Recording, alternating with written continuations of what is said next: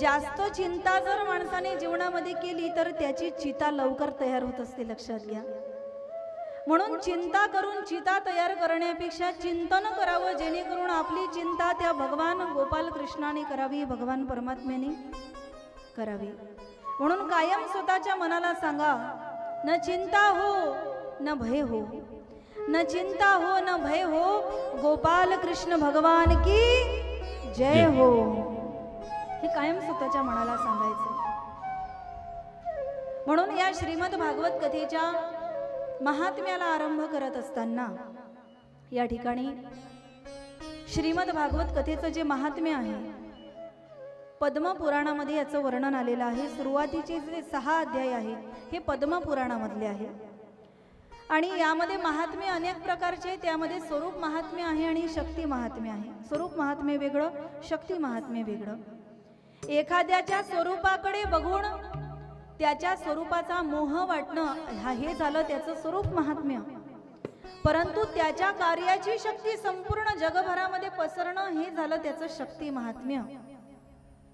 आज अत्तरदे परिवाराने, आमचे दिनेश भाऊ असतील, आमच्या सारिका वहिनी असतील, संपूर्ण यांचा परिवार असेल, आपल्या परिवारातल्या व्यक्तीच्या नावाने हा शुभ संकल्प जो जीवनामध्ये केलेला आहे, याकरिता सर्वात आधी मनाचा मोठेपणा लागतो. का? आज या जगामध्ये असे कितीतरी मुलं आहेत ज्यांच्या घरी कुत्र्याला बसायला सोफा सेट आहे, कुत्र्याला बसायला 4 व्हीलर आहे, फॉर्च्युनर आहे, गाडी आहे, सगळं आहे घरी. कुत्र्याला महागाची बिस्किट आहे खायला, कुत्र्याला आंघोळ करायला शॅम्पू आहे, सगळं आहे, पण मायबापाला खायला घरात अन्न नाही, असे पण मुलं जगात आहेत. पण आज जर या परिवाराचा विचार केला, आज तर ते देहाने निघून गेले ना, त्यांच्या नावाने हे केलं काय नाही केलं काय कोण म्हणणार आहे त्यांना. पण त्यांच्या मनाचा जो शुभ संकल्प आहे हे त्यांच्या वडिलांच्या प्रती असलेलं हृदयामधलं प्रेम आहे, लक्षात घ्या. अंतकरणामधलं ते प्रेम आहे, केवळ मुलाच्याच नाही तर ज्या सुनबाई आहेत त्यांच्याही मनामध्ये तेवढीच आपुलकी, तेवढंच प्रेम, हे सगळं परिवारामध्ये आहे आणि हे असायला हवं.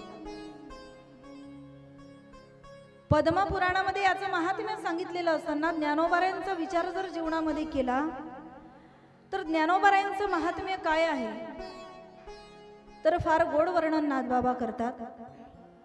कैवल्याचा पुतळा प्रगटला भूतळा, चैतन्याचा जिव्हाळा ज्ञानोबा माझा.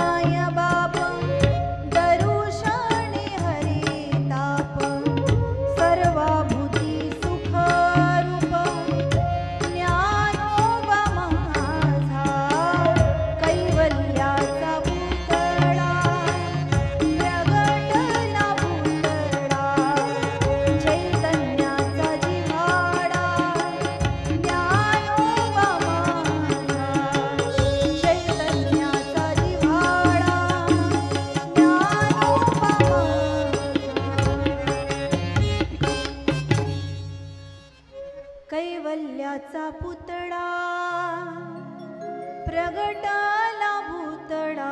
ज्ञानोबा हे कैवल्य स्वरूप आहे, हे झालं त्यांचं स्वरूप महात्म्य. ज्ञानोबारायांची शक्ती किती मोठी आहे. साधकांचा माय बाप दरुशाने हरिताप, सर्वाभूती सुख रूप ज्ञानोबा माझा.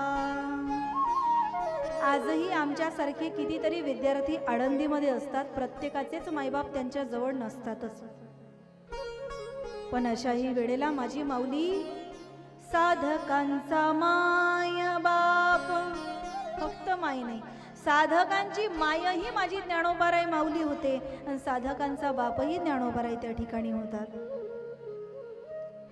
काय काय ज्ञानोबारायांनी केलं नाही महाराज. ब्रह्म साम्राज्य दीपिका वर्णियली गीतेची टीका विठोबाचा प्राण सखा ज्ञानोबा माझा। जगात सर्वात श्रीमंत असणारा जगाच्या पाठीवरचा अलौकिक ग्रंथ निर्माण केला ते हे माय ज्ञानेश्वरी। ज्ञानेश्वरी सारखा ज्ञानेश्वरी केवळ पूजा करण्यासाठी नाही तर जीवनामध्ये एक तरी ओवी अनुभवावी, एक तरी ओवी आपल्या जीवनामध्ये आपण अनुभवली पाहिजे। ज्ञानोबारायांचं हे मोठं साम्राज्य आहे, ज्ञानोबारायांची श्रीमंती आहे महाराज। आणखी काय केलं माझ्या ज्ञानोबारायांनी? रेड्या मुखी वेद बोलविला गर्वद्विजांचा हरिला शांती रूपे प्रगटला ज्ञानोबा माझा। ज्ञानोबारायांनी रेड्याच्या मुखी वेद बोलवले महाराज। जो पशु रूपामध्ये आहे त्या रेड्याच्या मुखातून वेद बोलवले। लोक म्हणतील त्यावेळेला ज्ञानोबारायांनी केलेला चमत्कार आहे, रेड्याच्या मुखातून वेद बोलवले। आज बोलवू शकतो का? बोलवतो ना महाराज। आमच्यासारखे कितीतरी रेडे आळंदीमध्ये जाऊन पडतात आणि त्यावेळेला ज्ञानोबाराय जो जसं एखादा ऊसाचा कारखाना आहे, ऊसाच्या कारखान्यामध्ये इकडून ऊस टाकला की तिकडून साखर तयार होते, बरोबर आहे ना? हो म्हणा। इकडून ऊस टाकला की तिकडून साखर तयार होते, इकडून ऊस टाकल्यानंतर तिकडून गुड तयार होतो। परंतु वारकरी संप्रदायात जगातला सर्वात श्रीमंत आणि सौजन्यशील संप्रदाय असा आहे, इकडून दगड जरी टाकला तर तिकडून कीर्तनकार, भागवतकार, टाळकरी, गायक, मृदंगाचार्य, गायनाचार्य हेच तयार होतात। हे जगातलं ज्ञानोबारायांचं मोठं साम्राज्य आहे, लक्षात घ्या। ही ज्ञानोबारायांची खरी श्रीमंती आहे। आज ज्ञानोबारायांच्या आधी जर आपला जन्म झाला असता तर विचार करा आपण कुठे असतो। आज हे सद्विचार, सद्विवेक बुद्धी आपल्या डोक्यात आली नसती। सामान्य ज्ञान प्रत्येक व्यक्तीला आहे। आहार, निद्रा, भय, मैथून हे कोणालाही कळतं। जेवायचं कोणाला शिकवावं लागत नाही। अरे एका आईच्या उदरात 9 महिने 9 दिवस पर्यंत एक बालक वाढतो ना, जन्म देते आई त्या बाळाला, ती बेडवरच असते। डॉक्टर, नर्स त्या ठिकाणी येऊन आईच्या स्तनाला त्या बाळाला त्या ठिकाणी लावल्या जातं। लगेच बाळ दूध प्यायला लागतं। त्या जन्माला आलेल्या बाळाला सुद्धा आईचं दूध कसं प्यायचं हे शिकवावं लागत नाही, लक्षात घ्या। जेवणाचं ज्ञान प्रत्येकाला आहे। गाय वासराला जन्म देते आणि जन्म दिल्याबरोबर ते वासरू 10 मिनिट थरथरून एकाच ठिकाणावर बसतं, थरथरून उठायला सुरुवात करतं, 10-15 मिनिटात बागडायला लागतं, बरोबर गाईच्या कासेजवळ जातं। गाईची कास कुठे आहे हे वासराला सांगायची गरज पडत नाही। म्हणून भोजनाचं ज्ञान, जेवणाचं ज्ञान प्रत्येकाला आहे। आणि माणसाचं भजनापेक्षा जास्त प्रेम जर कशावर असेल तर ते भोजनावर आहे। ताटात जर गुलाबजामुन दिसला तर त्या गुलाबजामुनकडे बघून बघून म्हटल्या जातं, सदा सर्वदा योग तुझा घडावा, तुझे कारणी देह माझा पडावा। म्हणजे तो गुलाबजामुन खाता खाता मरण यावं एवढी माणसाची अपेक्षा आहे। सदैव तुझा योग घडावा त्याकडे बघून म्हटल्या जातं। एक सांगू तुम्हाला, शरीरात जर ताप असेल ना, ताप, तर माणसाला भोजन गोड लागत नाही। शरीरात ताप असेल तर माणसाला भोजन गोड लागत नाही, आणि मनात जर पाप असेल तर माणसाला भजन गोड लागत नाही। हे लक्षात ठेवलं पाहिजे। म्हणून भजनाची गोडी प्रत्येकाला नसते बरं। काही लोक म्हणतात आम्हाला ना खूप आवड आहे, पण काय करावं, यायला वेळच नाही।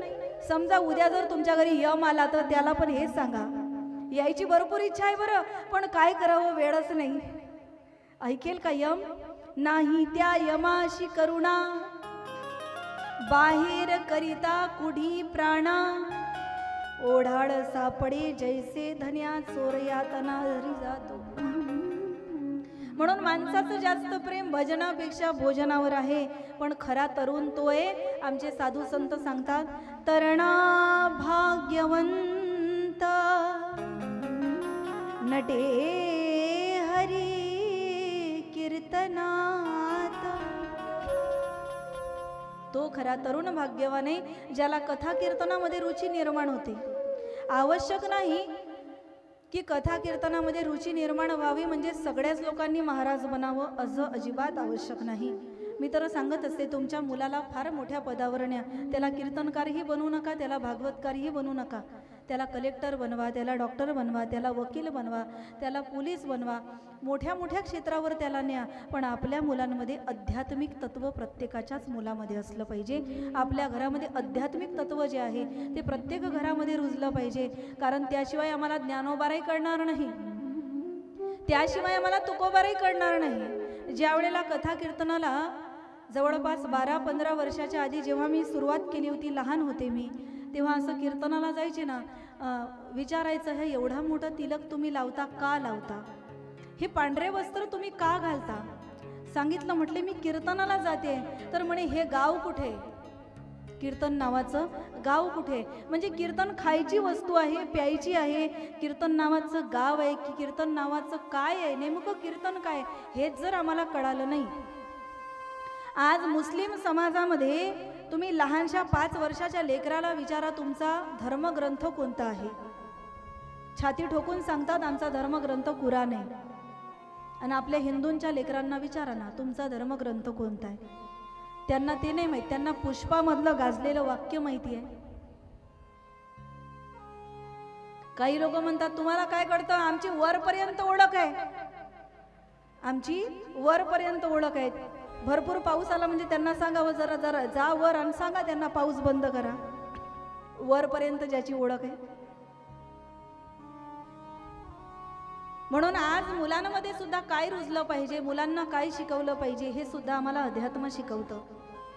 आवश्यक नाही अध्यात्म ऐकलं म्हणजे प्रत्येक साधूच बनेल. साधू बनणं एवढी साधी गोष्ट नाही, लक्षात घ्या.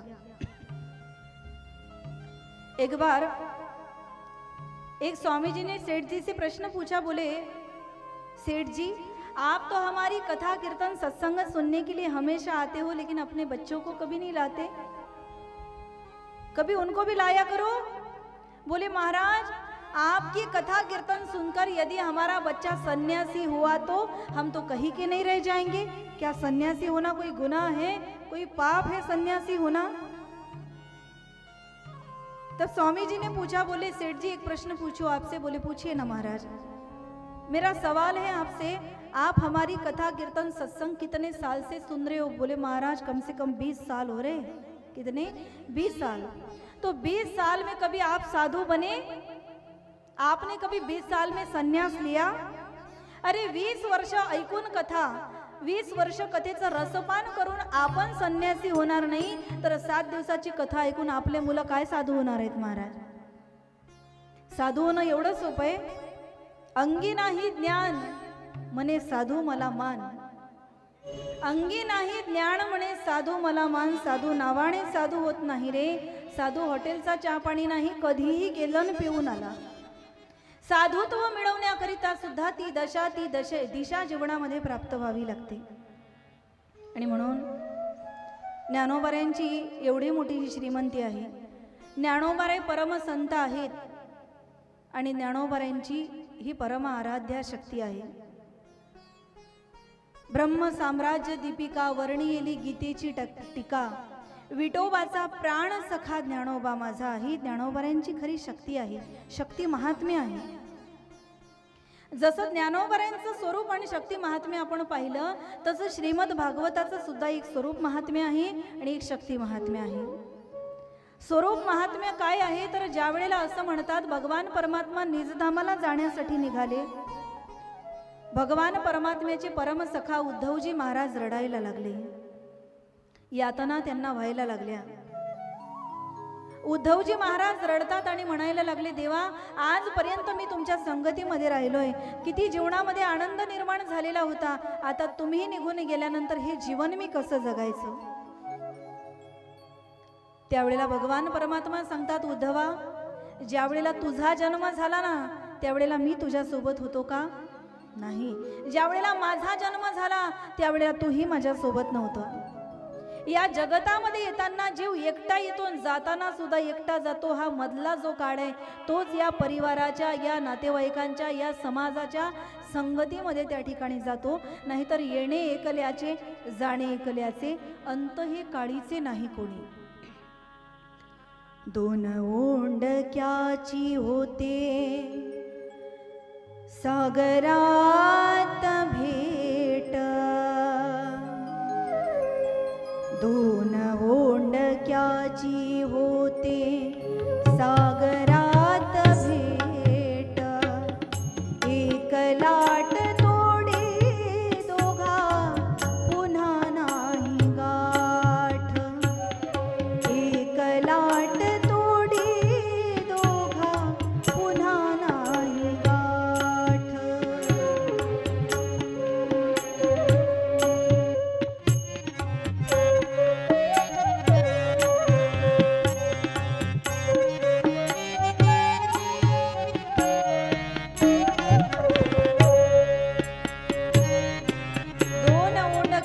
होते भेट सागरात, एक लाट तोडी दोघा पुन्हा नाही गाठ. एक जीव जन्माला येतो, हळूहळू लहानाचा मोठा होतो, समाजात कार्य करतो, काही चांगलं काही वाईट घडतं. आणि एक दिवस या संपूर्ण जगाबरोबर असलेले नाते त्याच ठिकाणी ठेवून एकटाच परलोकाला निघून जातो. एखादा व्यक्ती मरण पावला की दुसरा रडतो, त्याच्या प्रेताजवळ जाऊन, त्याच्या शवाजवळ जाऊन दुसरा रडतो. पण जो रडतो ना तो पण विसरतो. काय विसरतो माहितीये? मेला एक त्याचा तुझा शोक वाहे, मेला एक त्याचा तुझा शोक वाहे, अकस्मात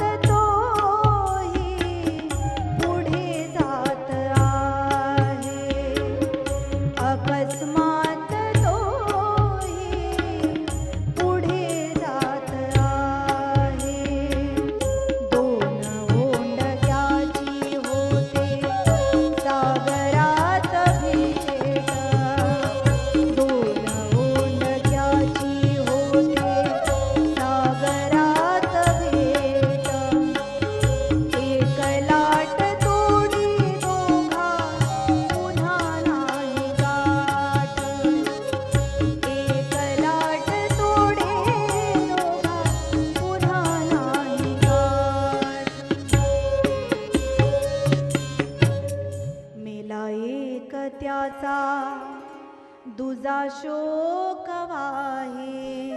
एक मेला की दुसरा रडतो, पण अकस्मात तोही पुढे जात आहे. एखादा व्यक्ती मरण पावला की दुसऱ्याला दुःख होतं, तो रडायला लागतो. पण जो रडतो त्याला पण हे लक्षात येत नाही की आपणही त्याच रस्त्याने जाणार आहोत. अकस्मात तोही पुढे जात आहे. म्हणून उद्धवाला या ठिकाणी भगवान परमात्मा सांगतात, तुझा जन्म झाला ना उद्धवा, मी तुझ्या सोबत नव्हतो आणि मी काही वैकुंठाला जाणार नाही, मी क्षीरसागरामध्ये जाणार नाही, मी गोलोकाला सुद्धा जाणार नाही. मग देवा नेमके तुम्ही जाणार तरी कुठे? स्वकीयं यद्भवे